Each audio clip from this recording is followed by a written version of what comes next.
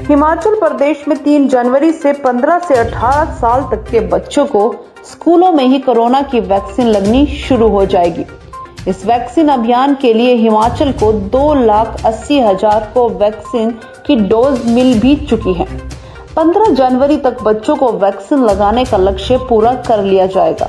हिमाचल प्रदेश में लगभग 4.5 लाख बच्चे हैं जो वैक्सीन के लिए पात्र हैं। इसके अलावा फ्रंट लाइन हेल्थ वर्कर व 60 साल से ऊपर के लोगों को 10 जनवरी से डॉक्टरी सलाह के बाद वैक्सीन की प्रिकॉशनरी डोज लगाई जाएगी। ये वैक्सीन उन व्यक्तियों को लगेगी जिनको वैक्सीन की 2 डोज लगाए 9 महीने का वक्त बीत चुका है। हालांकि यह वैक्सीन कौन सी होगी यह अभी तय नहीं हुआ है। हिमाचल प्रदेश के स्वास्थ्य मंत्री डॉक्टर राजीव सैजल ने बताया कि हिमाचल में ओमिक्रॉन का एक ही मामला सामने आया है जो अब नेगेटिव हो चुका है, जबकि 370 मामले एक्टिव कोविड के रह गए हैं। हालांकि हिमाचल में आजकल पर्यटकों की खूब भीड़ जुटी हुई है। ऐसे में लोगों को सिर्फ मास्क लगाने व उचित दूरी का पालन करने के लिए सलाह दी जा रही है।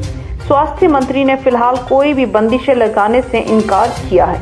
हाँ, हिमाचल में यदि हालात बिगड़ते हैं तो आने वाले समय में इसके ऊपर विचार किया जाएगा। हिमाचल में टेस्टिंग बढ़ाने पर भी बल दिया जाएगा। हिमाचल प्रदेश के लिए हम सब जानते हैं कि बहुत गर्व का विषय है। फ्री वैक्सीन जो सम्मानीय प्रधानमंत्री जी के आशीर्वाद से संपूर्ण देश को उपलब्ध हुई है और 18 वर्ष से ऊपर की अपनी संपूर्ण जनसंख्या को पहली और सेकंड डोज लगाने वाला हिमाचल प्रदेश जो है वो पहला राज्य है। पूरे भारतवर्ष में सबसे पहले ये कार्य जो है हिमाचल प्रदेश में संपन्न हुआ है। ये हम सबके लिए बड़ा गौरव का विषय भी है और सम्मानीय प्रधानमंत्री जी ने हमारी प्रदेश सरकार की और सम्मानीय मुख्यमंत्री जी की पीठ जो है इस उपलब्धि के लिए थपथपाई है। ये काफ़ी चिंता का विषय था आम जनमानस में भी कि बच्चों के लिए वैक्सीन जो है वो कब आएगी। हम प्रधानमंत्री जी का धन्यवाद करते हैं कि 15 वर्ष से 18 वर्ष तक के आयु वर्ग के बच्चों के लिए जो है उन्होंने ये वैक्सीन देने का जो है उन्होंने फैसला किया है। 3 तारीख से जो है ये डोज जो है बच्चों को लगानी जो है वो शुरू कर देंगे। इसके लिए 2,80,000 डोजेज जो है हिमाचल प्रदेश को प्राप्त हो गई हैं और 4.5 लाख संख्या है इस आयु वर्ग में जो पात्र हैं। और मुझे लगता है कि 10 एक दिनों के भीतर जो है 15 जनवरी जो है वो लक्ष्य रखा है। 15 जनवरी तक जो है इस वैक्सीनेशन के कार्य को भी जो है पूर्ण कर लिया जाएगा। शिक्षा विभाग से भी इस बारे में बातचीत हो गई है और स्कूलों में ही SOPs बना करके और वहीं वैक्सीनेशन साइट्स जो है बना करके वैक्सीनेशन के कार्य को संपन्न किया जाएगा। और उसके बाद जो है जो 60 वर्ष से अधिक आयु वर्ग के जो लोग हैं, जो फ्रंट लाइन वर्कर्स हैं या फिर ऐसे लोग हैं जिनको कुछ कोमॉर्बिडिटीज जो हैं वो हैं, तो मेडिकल एडवाइस के बाद जो है ऐसे लोगों को भी वैक्सीन लगाने का कार्य जो है वो किया जाएगा। लेकिन 60 वर्ष से अधिक आयु वर्ग के लोगों के लिए वैक्सीन कौन सी होगी, अभी इस संबंध में कुछ स्पष्ट दिशा निर्देश जो हैं वो प्राप्त नहीं हुए हैं। लेकिन 15 से 18 वर्ष तक के जो आयु वर्ग के जो बच्चे हैं उनके लिए कोवैक्सीन जो है वो लगाई जाएगी।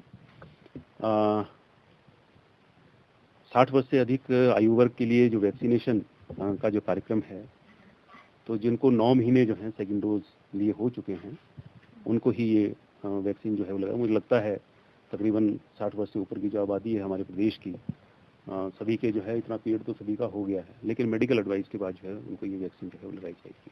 सर लॉट होगा या क्या होगा? अभी तक क्या सिचुएशन है? तो केसेस अभी जो सैंपल है वो भी गए हैं, उसकी रिपोर्ट भी नहीं आई है। क्या अभी तक क्या ओमिक्रॉन का सिर्फ मात्र जो है एक मामला हिमाचल प्रदेश में रिपोर्ट हुआ है जो कि अब नेगेटिव है। वो मंडी की एक महिला हैं जो पॉजिटिव आई थी। उनके जो 3 जो कॉन्टैक्ट जो ट्रेस किए गए थे, जो उनके संपर्क में थे, उनके सैंपल्स जो हैं दिल्ली भेजे गए थे और तीनों जो हैं वो नेगेटिव हैं।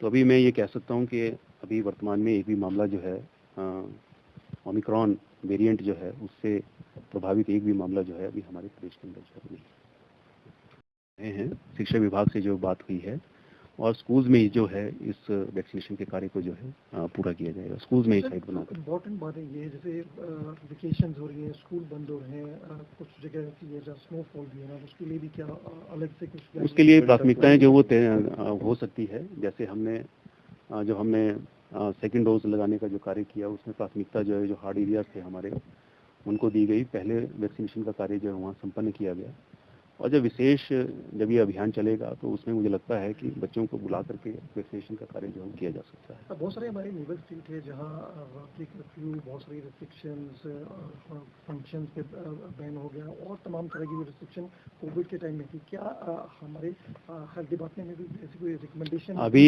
कोई ऐसी रिकमेंडेशन नहीं है, अभी कोई ऐसी चर्चा भी नहीं है, क्योंकि अभी एक भी मामला ओमिक्रॉन का नहीं है, और कोविड के हम सामान्य केसेस की बात करें तो मात्र 370 केसेस हैं।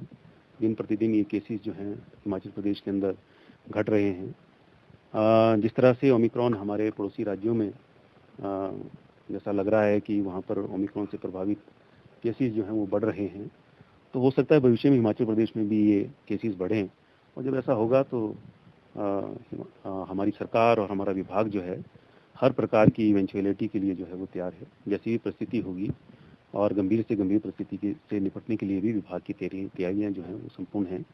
यानी फर्स्ट वेव और सेकेंड वेव के दौरान जो तैयारियां हिमाचल प्रदेश ने कोविड से निपटने के लिए की, मुझे लगता है ओमिक्रॉन अगर उससे काफ़ी हमारे मामले जो है यहाँ पर अगर होते हैं, उससे लोग प्रभावित हमारे प्रदेश में भी होते हैं, तो हमारी तैयारियां जो हैं वो संपूर्ण हैं। हमारे प्रदेश में एक है और जिस तरह से न्यू ईयर आ रहा है नहीं, अभी तो ऐसा जो है कोई गाइडलाइंस कोई इशू नहीं हुई है, लेकिन आग्रह जो है वो बराबर हो रहा है। उसमें जो सावधानियां हैं उनका पालन हो, विशेष तौर से मास्क का प्रयोग अगर हम करेंगे, क्योंकि वेरिएंट्स जो हैं, कई वेरिएंट्स पूर्व में भी जो है रिपोर्ट हुए जिससे लोग जो है प्रभावित हुए, और वो वेरिएंट्स जो थे काफ़ी विरुलेंट भी थे, और उसी प्रकार का एक नया वेरिएंट जो है ये ओमिक्रॉन है। तो अगर सावधानी रखेंगे तो वेरिएंट कोई भी हो, फिर मैं ये दावे के साथ कह सकता हूँ कि फिर संक्रमण जो है वो फैल नहीं सकता है। मुख्य बिंदु जिस पर जो है सबको ध्यान देना है, और मुझे लगता है जिसके लिए पर्याप्त व्यवस्था और जो इंस्ट्रक्शंस हैं वो तकरीबन सभी विभागों को दी गई हैं। सार्वजनिक स्थानों के ऊपर भी इन 3 नियमों का, विशेष तौर से 2 नियमों का पालन, मास्क का प्रयोग और सोशल डिस्टेंसिंग, भीड़ भाड़ भरे स्थानों पर जो है इसका हो। ये प्लांट जो है पूरे हिमाचल प्रदेश के अंदर हमारे पास हैं। 1000 वेंटिलेटर्स हमारे प्रदेश के पास हैं जो कि फुली फंक्शनल हैं। हमारे ज़्यादातर हॉस्पिटल्स में ऑक्सीजन लाइन जो है वो मेंटेन कर दी गई है, और तकरीबन 10,000 बेड्स की व्यवस्था जो है वर्तमान में भी हमारे प्रदेश के पास अगर स्थिति गंभीर होती है, यानी हर प्रकार के, चाहे वो हम इक्विपमेंट की दृष्टि से बोलें, चाहे हम मैन पावर की दृष्टि से बोलें, कोई कमी जो है किसी भी प्रकार से नहीं है, चाहे वो दवाइयों की उपलब्धता को लेकर के है। यानी सब प्रकार से हिमाचल जो है, अगर ये ओमिक्रॉन और ये तीसरी वेव अगर हिमाचल में आती है तो उसके लिए हमारी तैयारियां जो है। Finally important, what is the recommendation? Department क्या ये फील करता है कि since we have completed both the doses of the vaccine, यहाँ क्या संभावना है, क्या किस तरह की गाइडलाइन जो होती है इंटरनली, क्या इंफॉर्मेशन है, क्या ये सब चीज़ें भी डिपार्टमेंट ने शेयर की हैं? नहीं, देखिए, पहला और दूसरा डोज जो है वो मिला है, और ये देखा गया है कि फिर संक्रमण की संभावना जो है वो कम होती है। हालांकि संक्रमण जो है उससे इनकार नहीं किया जा सकता जिनकी वैक्सीनेशन हुई है, लेकिन एक अध्ययन ये बोलता है कि जो संक्रमण की जो तीव्रता है, सिविरिटी ऑफ सिम्टम्स, वो जो है फिर कम होता है। बाकी बहुत चीज़ें तो जैसे आगे आगे समय बढ़ेगा और जैसी भी स्थिति होगी, परिस्थिति होगी, उसके मुताबिक जो है सारी तैयारियां जो हैं उनको हम करेंगे। जो भी अपेक्षित होगा करना उसको किया जाएगा। यानी कोई भी ढिलाई जो है, हम अपने प्रदेश के लोगों के स्वास्थ्य को सुरक्षित रखने में कोई ढिलाई जो है वो नहीं होगी, और जो भी कुछ करना होगा उसको हम करेंगे। मुझे लगता है कि अगले वर्ष जून से जो है ये हॉस्पिटल जो है वो कार्य करना शुरू कर देगा। तैयारियां जो हैं वो चली हुई हैं, और मुझे लगता है जो बिल्डिंग का वर्क है वो ऑलमोस्ट कंप्लीट है।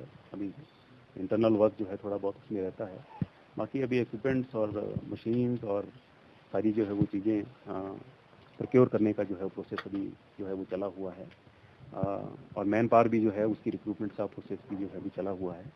तो मुझे लगता है अगले वर्ष से जो है ये सुपर स्पेशलिटी हॉस्पिटल जो है वो काम करना शुरू, सैम्पलिंग क्योंकि पड़ोसी राज्यों में मामले जो हैं बढ़ रहे हैं। मुझे लगता है टेस्टिंग को जो है हमें जिस प्रकार से पूर्व में भी यहाँ टेस्टिंग जो है हो रही थी, टेस्टिंग को बढ़ाना पड़ेगा और बढ़ाएंगे अगर आवश्यकता हुई तो।